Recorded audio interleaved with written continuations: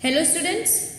So we have completed 2 chapters in geography of class 7 and now once again I am back with the third chapter and the chapter name is Our Changing Earth. हमारी बदलती पृथ्वी. Okay students, हमने previous chapter में अलग अलग spheres के बारे में पढ़ लिया है. लिथोस्फीयर, हाइड्रोस्फीयर, एटमॉस्फेयर और इन सबको मिलके बनता है बायोस्फीयर. तो अब हम देखेंगे कि किस तरह से अर्थ चेंज हो रही है, like because of air, climate, weather etcetera. The lithosphere is broken into a number of plates known as the lithospheric plates. अब लिथो मतलब लैंड, यानी कि जो लिथोस्फीयर है वो अलग अलग प्लेट्स में है, which is called lithospheric plates. You will be surprised to know that these plates move around very slowly, just a few millimeters each year. You all know that कि अर्थ पे मैक्सिमम वाटर है और जैसे जैसे global warming बढ़ रहा है, glaciers पिघल रहे हैं और वाटर का लेवल बढ़ रहा है, इसलिए ये जो प्लेट्स हैं वो धीरे धीरे मूव करती है. हर साल ये थोड़ा थोड़ा मिलीमीटर या तो एक दूसरे के पास जाती है या दूर जाती है. This is because of the movement of the molten magma inside the अर्थ. और ये जो अर्थ के अंदर लावा होता है उसके कारण भी होता है. The molten magma inside the earth moves in a circular manner as shown in the activity. यहाँ पे जो एक्टिविटी है उसे हम समझ सकते हैं. How molten magma affects, let's see it. Take a small coloured paper pellet and put it in a beaker half filled with water. Place the beaker on a tripod, stand and heat it. यहाँ पे एक beaker लेना है और उसे आधा पानी से भर लेना है. उसके अंदर कोई भी कलरफुल पेपर लेके उसका बॉल बना के डाल दो. अब जब आप इस बीकर को हीट करोगे तो देखोगे कि हीट के कारण ये बॉल मूवमेंट करेगा. As the water warms up, you will observe that the paper pellet is moving upward along with the warm layers of water and then sinks back. तो आप देखोगे जब तक पानी उबलेगा बॉल ऊपर की तरफ आएगा वेपर्स के साथ में, और जब हम पानी को ठंडा कर देंगे यानी कि हीट पास करना बंद कर देंगे तो वो वापस से नीचे चला जाएगा. The molten magma inside the earth moves in a similar manner. So look at the second paragraph. The movement of this plates causes changes on the surface of the earth. इसी प्लेट्स के movement के कारण अर्थ की surface पे भी changes आते हैं. The earth movements are divided on the basis of the forces which cause them. अब जितने भी फोर्सेस हैं अर्थ के इंटीरियर के अंदर are called as endogenic forces, और जो फोर्सेस अर्थ की सरफेस पर से होते हैं are called as exogenic forces. यहाँ पे एक माइंड मैप दिया हुआ है जो अर्थ की मूवमेंट का है, and it is divided in two parts, endogenic forces and exogenic forces. अब जो एंडोजेनिक फोर्सेस है वो एकदम सडन फोर्सेस होती है, जो है अर्थक्वेक, वॉल्केनो, लैंडस्लाइड्स और बिल्डिंग माउंटेन्स. डायस्ट्रोफिक फोर्सेस ये सारे जो है वो एंडोजेनिक फोर्सेस है. अब एक्सोजेनिक फोर्सेस कैसे होते हैं, तो इरोजन और डिपोजिशन होता है कि रिवर यानी नदी के कारण, हवा के कारण, सी वेव्स के कारण, ग्लेशियर्स पिघलने की वजह से. तो ये सारे जो हमने देखे वो एंडोजेनिक और एक्सोजेनिक फोर्सेस थे. Endogenic forces sometimes produce sudden movements and eight other times produce slow movements. अब एंडोजेनिक फोर्सेस में जो मूवमेंट्स होती है वो समटाइम्स सडन मूवमेंट्स होती है और कभी कभी स्लो मूवमेंट्स होती है. Sudden movements like earthquakes and volcanoes cause mass destruction over the surface of the earth.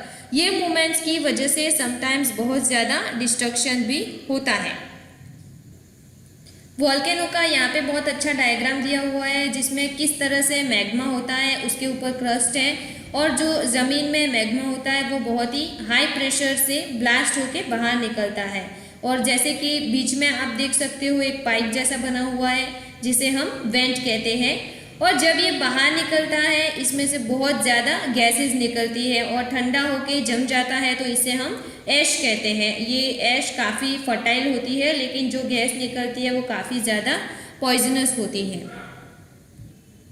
A volcano is a vent means opening in the earth's crust through which molten material erupts suddenly. जैसा मैंने आपको बताया कि किस तरह से जो मॉल्टन magma होता है वो बाहर निकलता है. यहाँ पे वर्ड ओरिजिन दिया हुआ है इंडो, इनसाइड और exo outside, plus genic means origin, जिसे ये एक्सोजेनिक और इंडोजेनिक वर्ड्स बने हैं। देखो यहाँ पे एक एक्टिविटी दी हुई है, take a container, fill it with water and close it with a lid, put the water to boil, now put some piece, spoon and beads on a top on the lid, what do you notice? As the water boils the lid begins to shake. आपने बहुत बार notice किया होगा कि जब भी चाय बनाते हैं या फिर दूध गर्म करते हैं तो बॉयल होने पे अगर हमने उसे कोई लीड से ढका हुआ है तो वो ढक्कन शेक होने लगता है। तो ये क्यों होता है? It happens because of pressure. As the water boils the lid begins to shake, the things which you have put on the lid also vibrate, the beads roll down and the spoon vibrates to make a sound. In the same manner, the earth vibrates when an earthquake occurs. तो इसी activity की तरह जब earthquake आता है तो अर्थ vibrate होती है। Similarly, when the lithospheric plates move, the surface of the earth vibrates. The vibration can travel all around the earth. These vibrations are called earthquakes. तो इसी तरह जब लिथोस्फेरिक प्लेट्स मूव करती हैं तब अर्थ की सरफेस पे भी वाइब्रेशन होता है जो पूरी अर्थ के आसपास सारी सरफेस पे ट्रैवल करता है। These vibrations are called earthquakes or the place in the crust where the movement starts is called the focus. जहाँ से ये मूवमेंट स्टार्ट होती है क्रस्ट में उसे फोकस कहते हैं। The place on the surface above the focus is called the epicenter. और फोकस के ऊपर की जो सरफेस है उसे हम अर्थक्वेक का एपिसेंटर कहते हैं। Vibrations travel outwards from the epicentre as waves, और एपिसेंटर से एग्जैक्टली ऊपर से वाइब्रेशन स्टार्ट होती है और वो लॉन्ग डिस्टेंस तक ट्रैवल करती है। Greatest damage is usually closest to the epicentre and the strength of the earthquake decreases away from the centre. तो जहाँ पे अर्थक्वेक का एपिसेंटर होता है वहाँ पे अर्थक्वेक की स्ट्रेंथ सबसे ज़्यादा होती है, और जैसे जैसे वाइब्रेशंस दूर तक ट्रैवल करेंगे the strength of the earthquake decreases away from the centre. यहाँ पे फिगर 3.3 में अर्थक्वेक का ओरिजिन दिया हुआ है। देखिए सेंटर में जो है वो एपिसेंटर है और धीरे धीरे वेव्स ट्रैवल कर रही है, तो ये जितनी दूर जाएगी उतना उसका स्ट्रेंथ कम होता जाएगा। जैसे 2001 में गुजरात में जो अर्थक्वेक आया था तो उसका एपिसेंटर कच्छ में था, तो सबसे ज़्यादा डिस्ट्रक्शन वहाँ पर हुआ। यहाँ पे प्लेट बाउंड्री बताई है, एपिसेंटर है जो कि फोकस के एग्जैक्ट ऊपर होता है, और साइस्मिक waves radiate out in all directions. जो आसपास तरंगों जैसा दिख रहा है वो होते हैं साइस्मिक waves. And focus, this is where the earthquake occurs. It is the origin of the seismic energy. Now see here figure 3.3, a destruction caused by an earthquake in Gujarat. earthquake की वजह से जो गुजरात में डिस्ट्रक्शन हुआ था। Although earthquakes cannot be predicted, the impact can certainly be minimized if we are prepared beforehand. Earthquake को हम predict नहीं कर सकते लेकिन हम इसके इफेक्ट को कम कर सकते हैं अगर हम प्रिपेयर्ड हो beforehand. Some common earthquake prediction methods adopted locally by people include studying animal behavior, fish in the ponds get agitated, snakes come to the surface, means कुछ लोकल मेथड्स है कि जिसको लोगों ने महसूस किया है और उस वजह से उन्होंने अलग अलग प्रेडिक्शन मेथड्स बना रखे हैं कि अगर एनिमल्स का बिहेवियर सडनली चेंज हो जाए, पॉन्ड्स में से फिश बेचैन होकर बाहर निकलती है, स्नैक्स अगर सरफेस पे आ जाते हैं, तो हम इन सब चीज़ों को महसूस करके प्रेडिक्ट कर सकते हैं। Now see earthquake a case study. Earthquake hits Bhuj, ये एक न्यूज़पेपर का कटिंग है। A massive earthquake measuring 6.9 on Richter scale hit Bhuj town on 26 January 2001। तो रिक्टर स्केल यानी जिस पे अर्थक्वेक मेजर हो सकता है, कितना तेज़ी से आया वगैरह, और 5 से ज़्यादा जो अर्थक्वेक होते हैं वो बहुत डीप इम्पैक्ट होती है उसकी। तो ये जो भुज में आया था वो 6.9 का था। यू कैन इमेजिन कि कितना डिस्ट्रक्शन हुआ होगा। सेकेंड है स्कूल फर्स्ट अफेक्टेड। यहाँ पे देखिए at least 971 students and 31 teachers are feared to have lost their lives following the collapse of school buildings. तो यहाँ पे 26 जनवरी रिपब्लिक डे था तो सारे बच्चे स्कूल गए होंगे। रिपब्लिक डे सेलिब्रेशन चल रहा होगा जिसमें कितने सारे स्टूडेंट्स और टीचर्स की जान चली गई। थर्ड जो है 3 days after the quake, concern noise about food, blankets and medical supplies not reaching everyone। ऐसी सिचुएशन में लोगों को खाना, मेडिकल सप्लाईज नहीं मिल रहा था, ठंडी का मौसम था तो ब्लैंकेट्स भी नहीं मिल रहे थे। फोर्थ है destruction of Bhuj, phone lines, water pipelines and power stations, transmissions lines were knocked out. Phone की लाइन्स बंद हो चुकी थी, पानी की पाइपलाइंस टूट गई थी और बहुत ही ख़राब सिचुएशन थी। Fifth, fire in the city, hundreds of fires started as charcoal cookers overturn. अब ऐसे सिचुएशन में कोई ना कोई वजह से आग लग सकती है। सिक्स जो है emergency declared in quake zone, the president declares a state of emergency. तो जहाँ जहाँ पे अर्थक्वेक मैसिव था वहाँ पे प्रेसिडेंट को एमरजेंसी लगानी पड़ी। Seventh, CMs appeal to the centre, Gujarat appeals for financial help. The chief minister of Gujarat has launched an appeal for the centre to deal with the disaster. इस वजह से गुजरात ने फाइनेंशियल हेल्प मांगी स्टेट की financial condition के साथ deal करने के लिए। यहाँ पे ब्लू बॉक्स में फैक्ट दी हुई है कि an earthquake is measured with a machine called a seismograph. जो अर्थक्वेक होता है उसे मेजर करने के लिए मशीन को सिस्मोग्राफ कहा जाता है। The magnitude of the earthquake is measured on the Richter scale. मतलब अर्थक्वेक कितना मैसिव और ख़तरनाक होता है वो रिक्टर स्केल पे मेजर किया जाता है। एन अर्थक्वेक ऑफ 2.0 और less can be felt only a little. यानी कि 2.0 या उससे कम जो अर्थक्वेक होता है वो बहुत कम महसूस होता है। An earthquake over 5.0 can cause damage from things fallings. 5.0 तक का जो अर्थक्वेक होता है वो उससे बहुत डैमेज हो सकता है। 6.0 और higher magnitude is considered very strong and 7.0 is classified as a major earthquake. मतलब अर्थक्वेक जितना ज़्यादा होगा उतना ज़्यादा डैमेज हो सकता है। यहाँ पे बॉक्स में एक एक्टिविटी दी हुई है जो आपको करनी है। First, read the earthquake, a case study given in the form of headlines that appeared in the newspapers after the quake. Arrange the events in the right sequence of their happening. Second, imagine if a quake suddenly shook in the middle of the school day, where would you go for safety? You can answer these questions to yourself or think over it. Now see earthquake preparedness.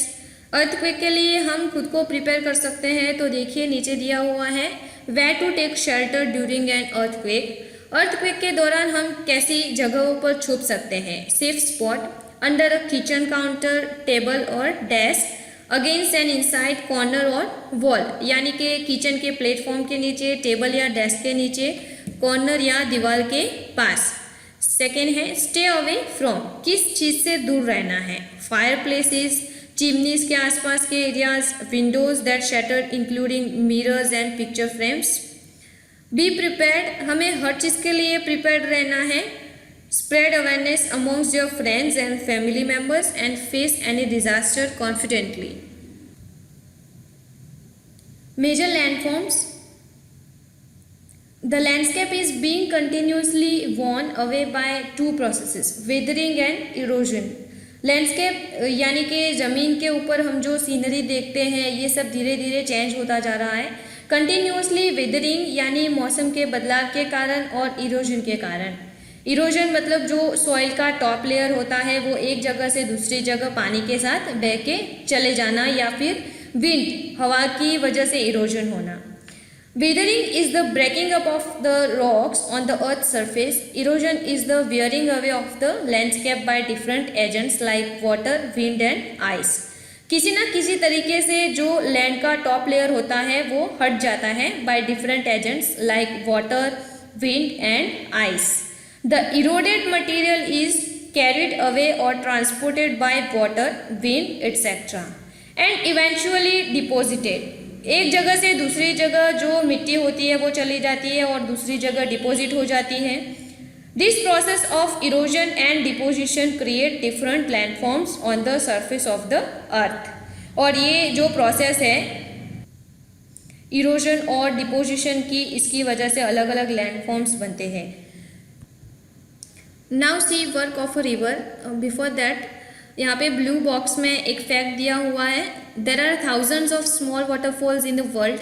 दुनिया में बहुत सारे छोटे छोटे waterfalls हैं. The highest waterfall is Angel Falls of Venezuela in South America.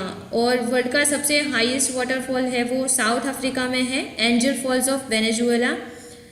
The other waterfalls are Angel Falls of Venezuela is in South America. The other waterfalls are Niagara Falls located on the border between Canada and USA in North America and Victoria Falls on the borders of Zambia and Zimbabwe in Africa. तो यहाँ पे हम देखेंगे कि waterfall के कारण क्या होता है. Work of a river. See the running water in the river erodes the landscape. When the river tumbles at steep angle over very hard rocks or down a steep valley side, it forms a waterfall. अब जो running water है वो आसपास की मिट्टी को ले जाता है, और जब रिवर के अंदर पानी बहुत ज़्यादा बढ़ जाता है या तो फ्लड आता है तो आसपास के किनारे जो होते हैं वहाँ से भी सब ले जाता है. और कंटिन्यू पानी के बहाव की वजह से भी जो नदी के आसपास के पत्थर है वो सॉफ्ट हो जाते हैं, और स्टीप वैली की वजह से वाटरफॉल बनता है. यहाँ पे फिगर 3.4 में आप देख सकते हो हार्ड रॉक और softer rock undercut by the power of the water. As the river enters the plain it twist and turns forming large bands known as meanders. तो अब ये जो रिवर जैसे ही ज़मीन पर आती है तो बड़े बड़े मियांडर बनते हैं, और कई जगह पे पानी सूख जाता है तो बीच बीच में से वहाँ पे ऑक्सबो लेक बनते हैं. अब कुछ जगहों पे नदी थोड़ी थोड़ी कम हो जाती है और जो जगह रहती है उसे बोलते हैं levees.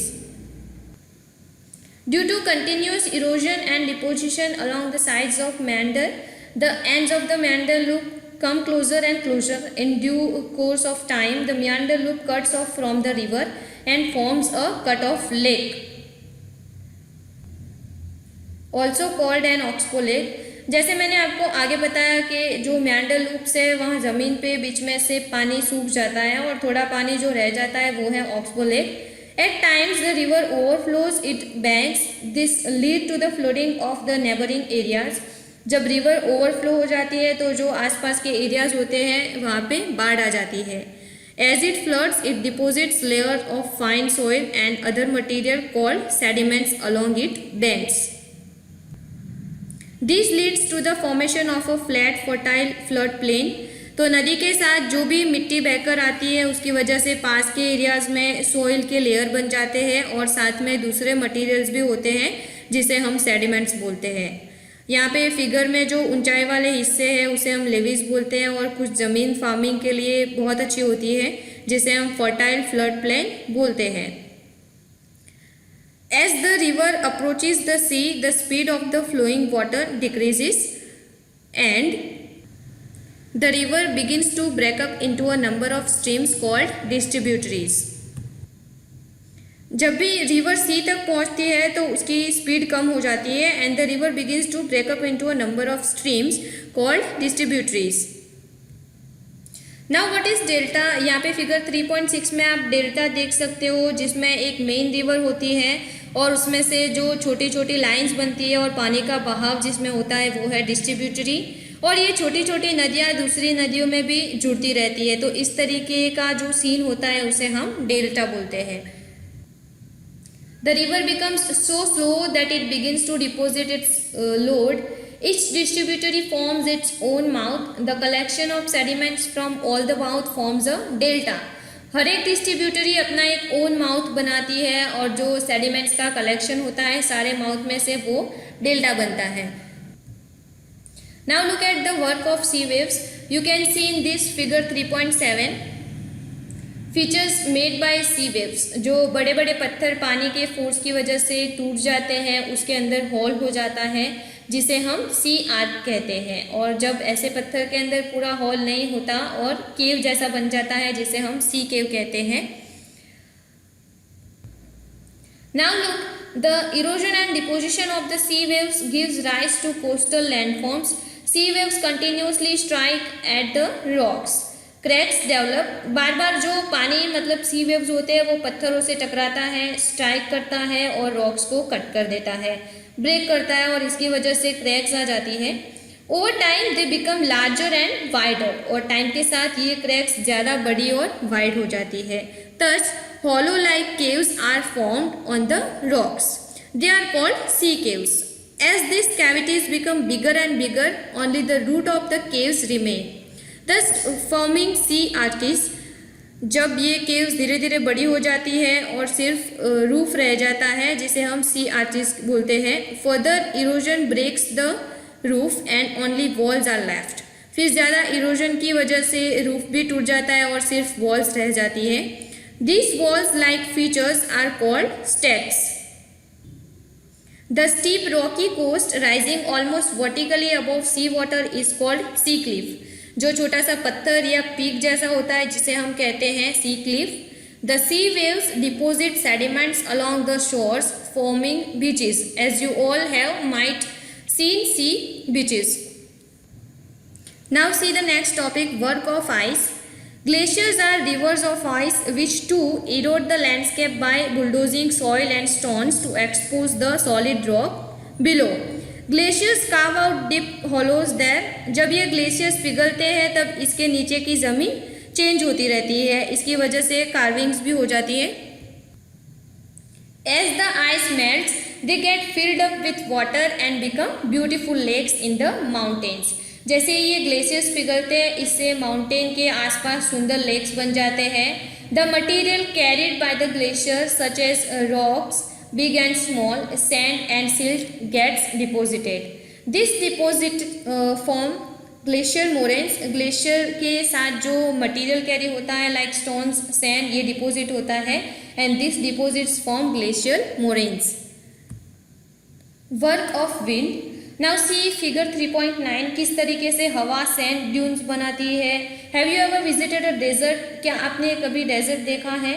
Try to collect some pictures of sand dunes. तो डेजर्ट में जो मिट्टी के छोटे छोटे माउंटेन कैसे बनते हैं, इन्हें हम कहते हैं sand dunes. An active agent of erosion and deposition in the desert is wind. In deserts you can see rocks in the shape of a mushroom, commonly called mushroom rocks. Desert में जो मिट्टी का एक जगह से दूसरी जगह जाना मतलब इरोजन, जिसके लिए हवा रिस्पॉन्सिबल होती है। डेजर्ट में हमें सी रॉक्स देखने मिलते हैं जिसका शेप मशरूम जैसा होता है, जिसे कॉमनली हम मशरूम रॉक्स बोलते हैं। Winds Erode the lower section of the rock more than the upper part. जो हवा होती है वो रॉक के नीचे के पार्ट्स को ज़्यादा इरोड करती है compare to upper part. Therefore, such rocks have narrower base and wider top. इसलिए जो rocks होते हैं वो नीचे से narrow होते हैं और ऊपर से wider. When the wind blows, it lifts and transports sand from one place to another. When it stops blowing, the sand falls and gets deposited in the low hill-like structures. These are called sand dunes. जैसे हमने आगे देखा कि because of wind हवा के छोटे छोटे mountains बन जाते हैं जिसे हम सैंड ड्यून्स कहते हैं।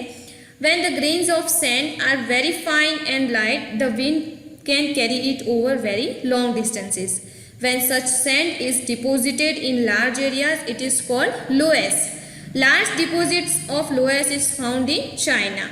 डेजर्ट की जो मिट्टी होती है वो लाइट वेट होती है जिससे मॉइस्चर नहीं होता जिसके अंदर, और इसलिए ये दूर दूर तक हवा के साथ उड़कर जाती है और ऐसी मिट्टी को लोएस कहते हैं। And large deposits of loess is found in China. Now students, our chapter is completed here. Hope you understand it. Thank you.